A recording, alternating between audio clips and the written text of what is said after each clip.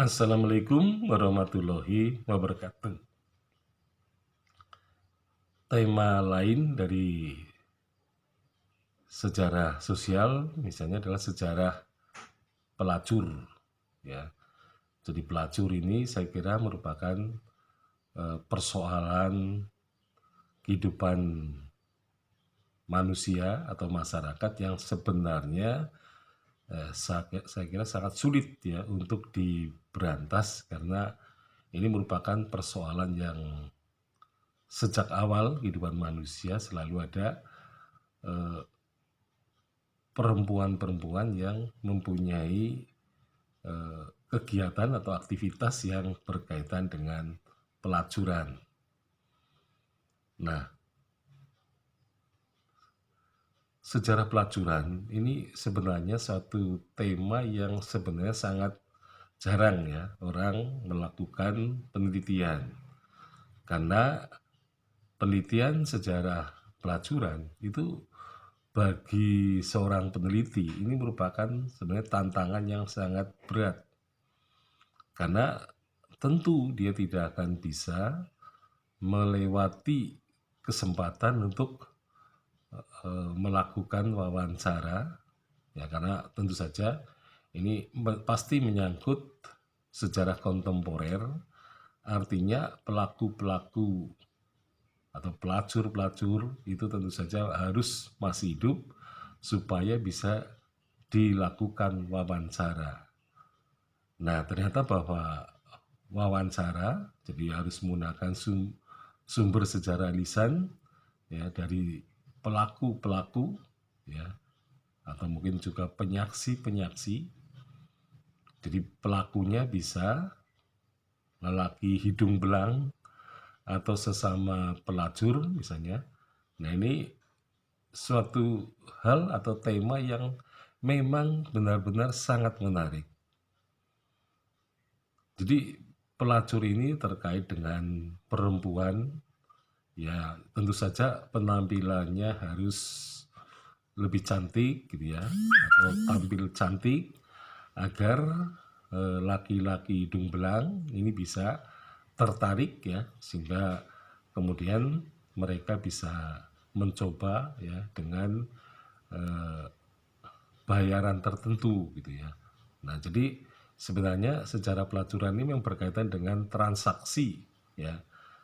Transaksi yang sudah disepakati atau bahkan mungkin perempuan pelacur itu sudah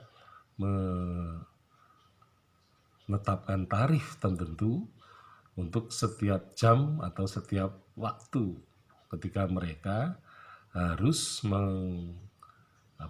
menemani ya lelaki hidung belang atau laki-laki yang mempunyai kesenangan di bidang ya katakanlah perselingkuhan ya, karena biasanya pelacur itu merupakan pasti ya wanita lain, bukan wanita yang resmi gitu ya. Nah, tetapi bisa juga suatu saat akan terjadi peristiwa yang mungkin akan mengejutkan. Jadi bisa jadi seorang pelacur akan menemukan kesadaran apabila ia bertemu dengan laki-laki yang mempunyai kepedulian terhadap wanita itu, sehingga bisa jadi menjadi ya pertama-tama mungkin istri simpanan. Nah, kemudian bisa juga menjadi istri yang benar-benar resmi gitu ya.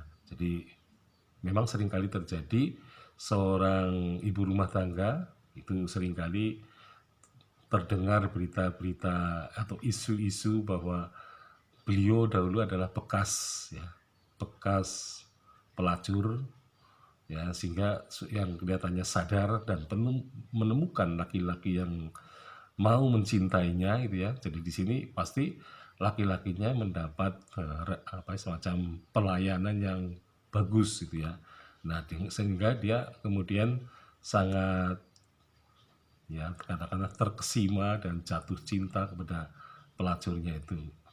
Jadi pada dasarnya ya pelacur bisa juga berubah ya, tidak, atau mungkin akan seumur hidupnya akan menjadi seorang pelacur terus ya, tetapi ada yang berubah. Nah, tetapi pada prinsipnya wawancara terhadap pelacur saya kira masih sangat jarang dilakukan oleh sejarawan. Nah, tetapi ternyata bahwa pelacur itu di samping mendapat keuntungan gitu ya, terutama mendapat bayaran dari pelanggannya, tetapi ternyata bahwa pelacur itu juga menjadi seorang penikmat hubungan seksual. Ya, jadi seorang pelacur itu sebenarnya mendapat dua keuntungan tadi, bayaran dan juga kenikmatan. Bahkan si pelacur itu bisa membandingkan antara pelanggan yang satu dengan pelanggan yang lain. Nah, jadi sebenarnya mungkin saja pada awalnya seorang pelacur itu mempunyai pekerjaan seperti itu sebagai suatu keterpaksaan. Nah, tetapi ya mungkin lama-kelamaan dia akan menyadari bahwa itu merupakan profesi yang harus ditempuh gitu ya. Nah, jadi seorang pelacur ternyata memang karena dia selalu berganti-ganti pasangan, maka dia bisa membandingkan dan juga bisa mengira-ira itu ya. Jadi misalnya pelanggan yang masih muda yang disunat ya pada tahun misalnya 80-an atau 90-an gitu ya. Itu tentu saja ketika sunat dipotong atau dioperasi dengan sangat bagus gitu ya. Nah, sehingga sangat rapi gitu ya. Nah, ternyata menurut para pelacur, orang yang sunat seperti itu ternyata kurang kenikmatannya.